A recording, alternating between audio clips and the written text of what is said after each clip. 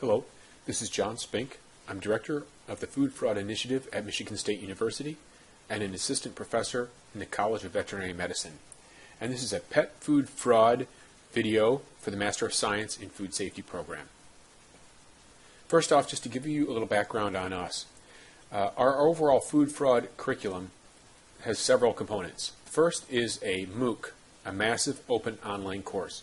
We offer this twice a year, usually mid-May and mid-November, and it covers overview concepts on food fraud.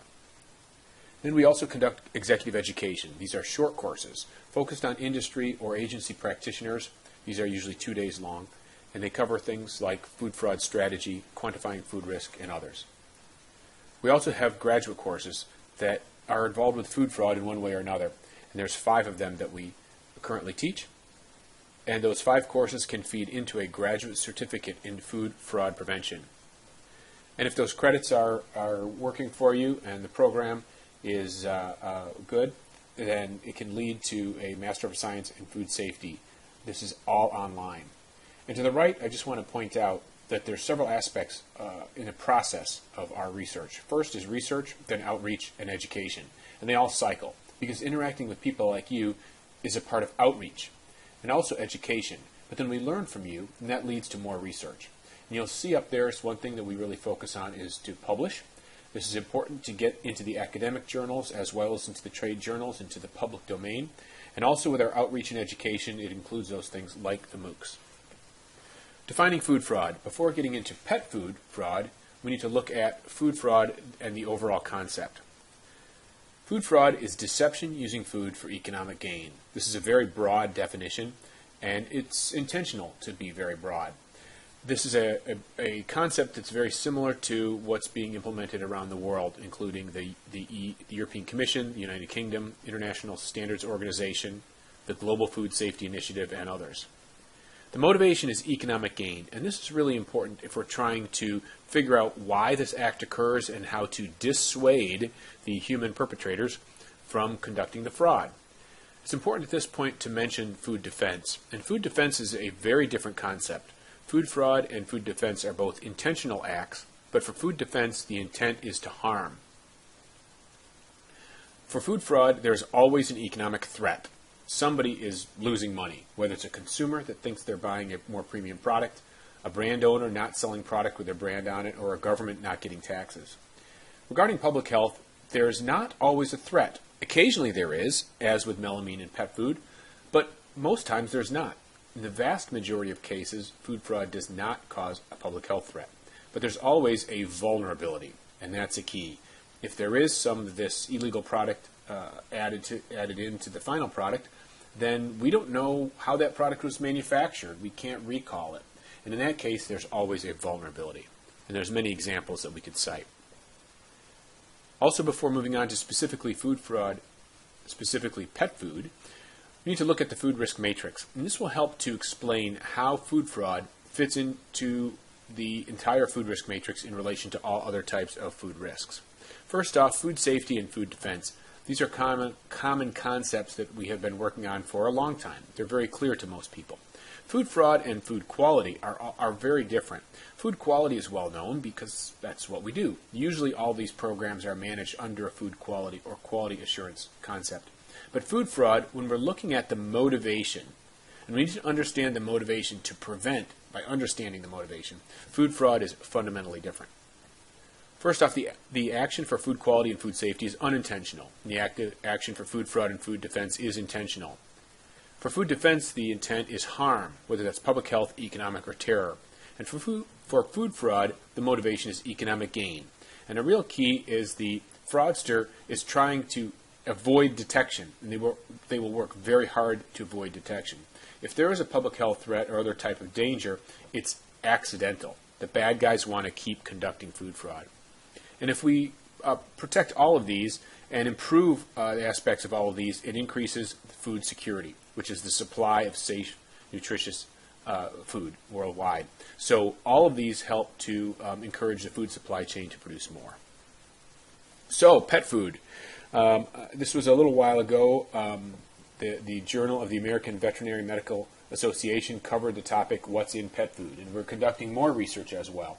But this is something that really came up. It was very interesting for the industry to start to think about it. We've stepped back and are doing a wide range of different research to build a foundation, but it has started to become a topic of concern and a topic of research. Looking at the U.S. pet food laws, so we have to step back to look at what is illegal and what is defined under the quality or expectation of practices to know what is fraudulent activity. Because many times something could seem kind of cheap or mischievous or some deception, but really the important point is looking at the laws to see what is illegal. So as you can see, this is on FDA's website, and there's specific laws that do apply to pet food. First, the Food, Drug, and Cosmetic Act. This has been enacted since 1938, so it's been in place for quite a while. And in it, it states it requires that all animal foods, like human foods, be safe to eat. So there are laws, clearly, that it's safe. But the Food, Drug, and Cosmetic Act has a focus mainly on health hazards. Mainly, I said. But they also have a focus on other aspects such as mislabeling. And you'll see there as well, and be truthfully labeled. So we do have laws in place. The second is some different type of activity in the regulations, low-acid canned food regulation. This definitely applies to food fraud. As you can see there, it says at the end, to ensure the pet food is free of viable microorganisms.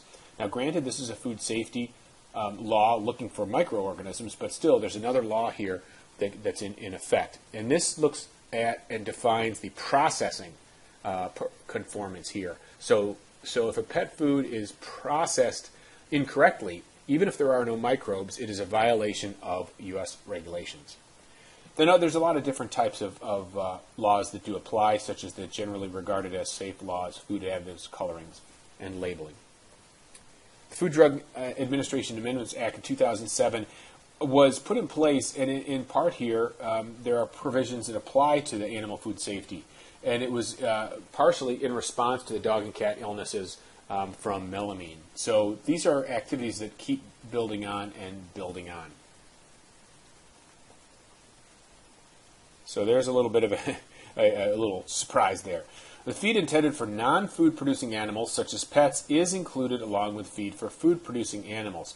A key here that I wanted to point out as we're talking about U.S. pet food law is that there is a distinction between non-food producing animals and food producing animals. This is human food.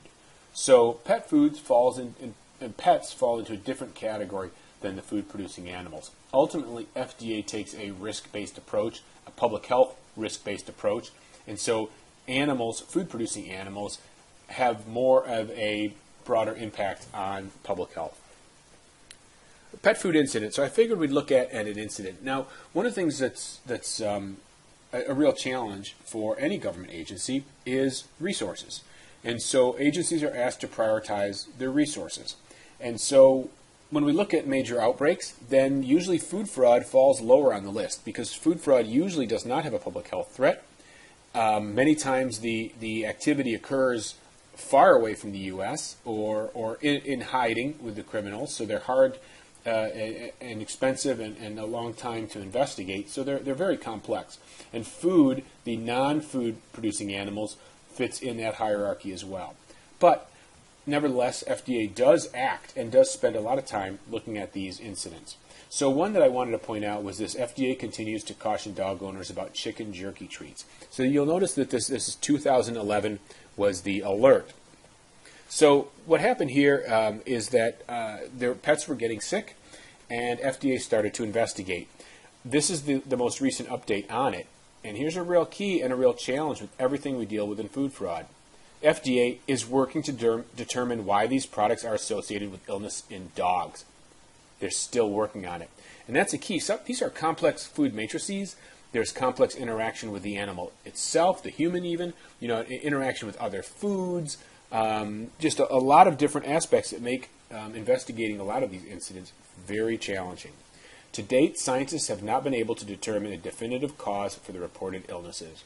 So again, this is something that pets are getting ill, but we've spent a lot of time looking, and how much time should we spend, and that's a real challenge. Just to give you a little bit of background on what we're doing with animal and veterinary product fraud. So as we're looking at food fraud as a concept, we're looking at very specific aspects of it. And it's important to dig in deeper, and this is what we're doing with animal and veterinary product fraud, is to define the type of fraud. And many times people just think of feed or food, but there's a lot of different activities here. And it's important to look at the different types of fraud to understand where we need to put countermeasures in place. As you saw from the previous slides, it's very challenging once an incident occurs because it's just complex to investigate and to find the bad guys, to find the product. So we'd really like to look at the vulnerabilities in the system and then prevent them at that point. Then we'll know more clearly what we need to test for at what point, and hopefully we'll persuade the bad guys to not act. So first one is veterinary nutrition. So pets or animals have some problems. So you might need a liver medicine or liver nutritional supplements. And so if you change the feed to something that you think is high in a certain vitamin and it's not, that can cause a problem. So that's the product fraud is nutritional content. Medicine and drugs themselves. Drugs are a big counterfeit problem with human and animals as well. Medical devices. So think about hard goods, consumables such as sutures. Sometimes there's some online that end up being, they appear to be in legitimate packages, but they're fishing line and fish hooks, not sterile and definitely not designed to biodegrade and not a high performance medical device. Veterinary testing kits. Well, here's another one. Think about all the testing that goes on, test strips, test equipment, and all of a sudden you're looking for a proof positive of something, and if it just shows negative, then you might not be alerted to a problem. Pet animals, so dogs, cats, for the feed, definitely looking there, and feed animals, beef, poultry, pork, etc. So we're looking at both aspects and defining both of those. And then supplements in general. So these are in addition to things that aren't specifically in the nutritional content of the food or feed, but the additional supplements. Something just to point out to you is that the way that we move forward with a lot of this research is people like you have brought up questions, and so we develop background concepts. So we're working on a position paper right now, developing the concept, doing surveys, gathering information, writing that up. We'll eventually put this into a short overview and then look to publish it as a journal article. And I bring this up because this is a possible VM815 project. So if you have a lot of interest in animal and veterinary product fraud or animals in general, this is something that we can look at developing this type of product. With that, I'd like to say there's a lot of people that I'm very thankful for, including the food safety program. So thank you, everybody, for all the support and encouragement. With that, I will say thank you, and I hope you enjoyed the video.